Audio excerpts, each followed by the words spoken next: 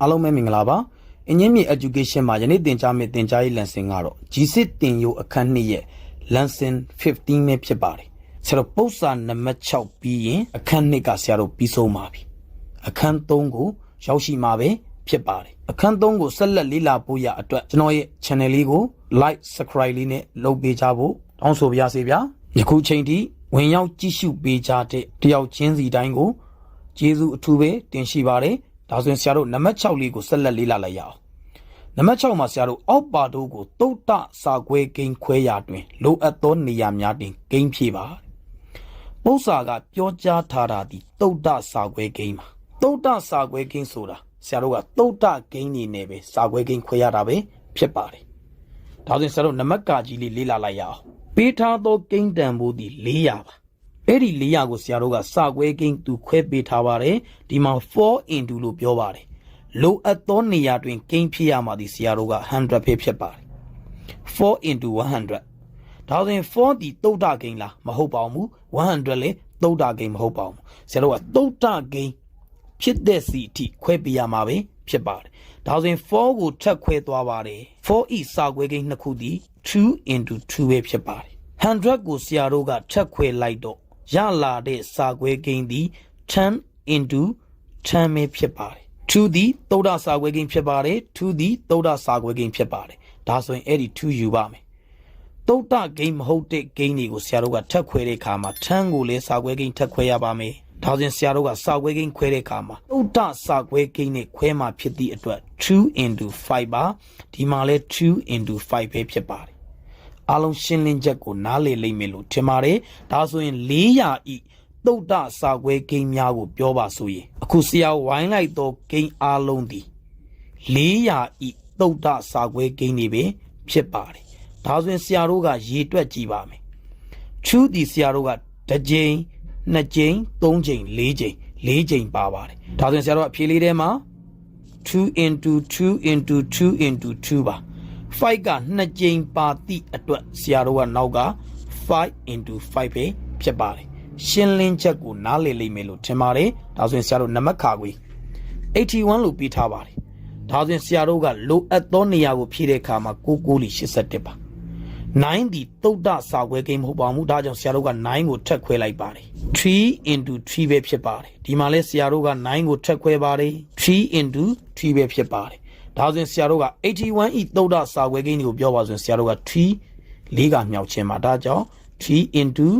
3 into 3 into 3ပဲဖြစ်ပါတယ်နံပါတ်ကငယ်150ဤသုဒ္ဓစာခွဲကိန်းကိုရှာခိုင်းတာပဲဖြစ်ပါတယ်ဒါဆိုရင်ဆရာတို့က3 လီက15ပါ150ဖြစ်ချင်းနောက်က3ညာလေးထည့်လိုက်ပါတယ်50ကို3နဲ့မြောက်ရင်ဆရာတို့က150ရပါတယ်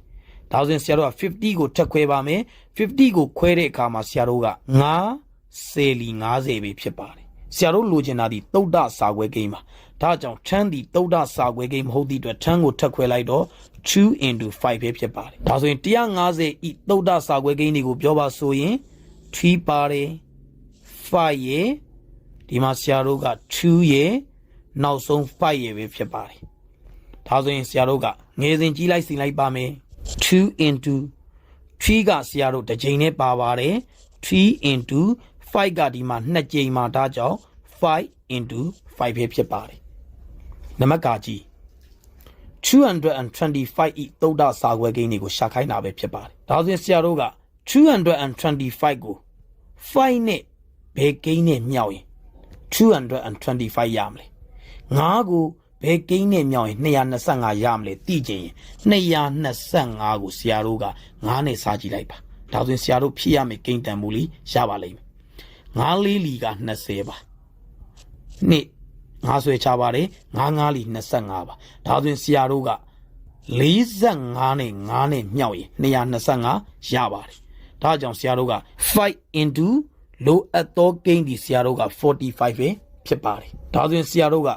45ဒီသုဒ္ဓစာခွဲကိန်းမဟုတ်ပါဘူး45ကိုထပ်ခွဲမယ်ဆိုရင်ဆရာတို့က9 လီ45ပဲဖြစ်ပါတယ်အဲ့ဒီ9ကိုထပ်ခွဲမယ်ဆိုရင်3 into 3ပဲဖြစ်ပါတယ်225ရဲ့သုဒ္ဓစာခွဲကိန်းတွေသည်5 into 5 into 3 into 3ပဲဖြစ်ပါတယ်ငယ်စဉ်ကြည့်လိုက်စီပါမယ်3 into 3 into 5 into 5ပဲဖြစ်ပါတယ်နံပါတ်27ရဲ့သုဒ္ဓစာခွဲကိန်းတွေကိုရှာပါမယ်ဒါဆိုရင်ဆရာတို့ကသုဒ္ဓစာခွဲကိန်းလို့ပြောသည့်အတွက်သုဒ္ဓကိန်းနေနဲ့ပဲစာခွဲကိန်းခွဲပါမယ်ဒီမှာ तू ကစာခွဲကိန်းနှလုံးပေးထားပါတယ်27ကိုကိန်းနှလုံးနဲ့အရင်စာခွဲကိန်းခွဲခိုင်းပါတယ်ဒါကြောင့်ထည့်ရမယ့်ကိန်းဒီ3ပါဒီကောင်ဒီယူမဲ့တန်ဖိုးပါနောက်ကဒီနားမှာထည့်မှာဒီ9ပဲဖြစ်ပါတယ်3 9လီ20ခွန်ပါ9ဒီသုဒ္ဓကိန်းမဟုတ်သည့်အတွက်ထက်ခွဲပါမယ်3 into 3ပါဒါကြောင့်27 သုဒ္ဓစာခွဲကိန်းကိုပြောပါဆိုရင်3 into 3 into 3ပဲဖြစ်ပါတယ်ဒီမှာဖြည့်လိုက်ပါပြီ3 into 3 into 3ပါနံပါတ်စာလုံး195 175ရဲ့စာခွဲကိန်းတွေကိုလိုချင်တာပဲဖြစ်ပါတယ်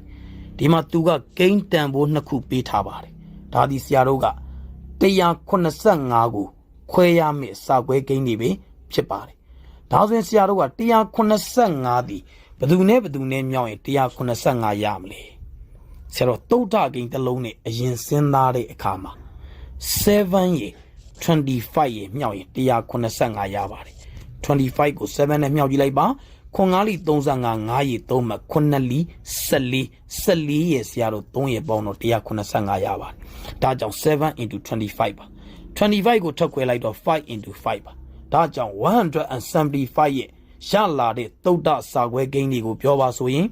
5 into 5 into 7ပဲဖြစ်ပါတယ်နံပါတ်4 210ရဲ့သုဒ္ဓစာခွဲကိန်းတွေကိုလိုချင်တာပဲဖြစ်ပါတယ်ဒီမှာသူကထုံးစံအတိုင်းကိန်းနှလုံးပြီးထားပါတယ်ဒါဆိုရင်ဆရာတို့က210ကိုသုဒ္ဓစာခွဲကိန်းတစ်လုံးနဲ့ခွဲတဲ့အခါမှာ390လီ210ပဲဖြစ်ပါတယ်ဒါဆိုရင်17ကိုချက်ခွဲပါမယ်7 into 10ပဲဖြစ်ပါတယ်10ကိုချက်ခွဲပါမယ်2 into 5ပဲဖြစ်ပါတယ်ဒါကြောင့်ဆရာတို့က210ရဲ့သုဒ္ဓစာခွဲကိန်းတွေကိုပြောပါဆိုရင်2 into 3 into 5 into 7ပဲဖြစ်ပါတယ်နံပါတ်စာခွဲ88ရဲ့သုဒ္ဓစာခွဲကိန်းတွေကိုရှာပေးရမှာပဲဖြစ်ပါတယ်ပထမဦးဆုံးဆရာတို့ကသုဒ္ဓကိန်းတစ်လုံးဖြစ်တဲ့2ကို44နဲ့မြောက်ရင်88ရပါတယ်ဟဲ့ဒီ44ဒီသုဒ္ဓကိန်းမဟုတ်သည့်အတွက်ထက်ခွဲတဲ့အခါမှာ2 into 22ပဲဖြစ်ပါတယ်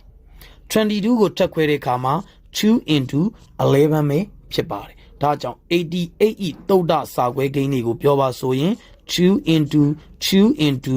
2 into 11ပဲဖြစ်ပါတယ်အားလုံးယနေ့သင်ကြားခဲ့တဲ့ပု္ပ္ပာနံပါတ်6ရဲ့ရှင်းလင်းချက်ကိုနားလည်လိမ့်မယ်လို့ထင်ပါတယ်ဆရာတို့အခန်း1သည်ပြီးမြောက်သွားပါပြီနောက်ထပ်ဆရာတို့အခန်း3ကိုဆက်လက်သင်ကြားပေးသွားမှာပဲဖြစ်ပါတယ်အားလုံးကိုကျေးဇူးတင်ပါတယ်ရှင်လန်းချမ်းမြေ့ကြပါစေဗျာ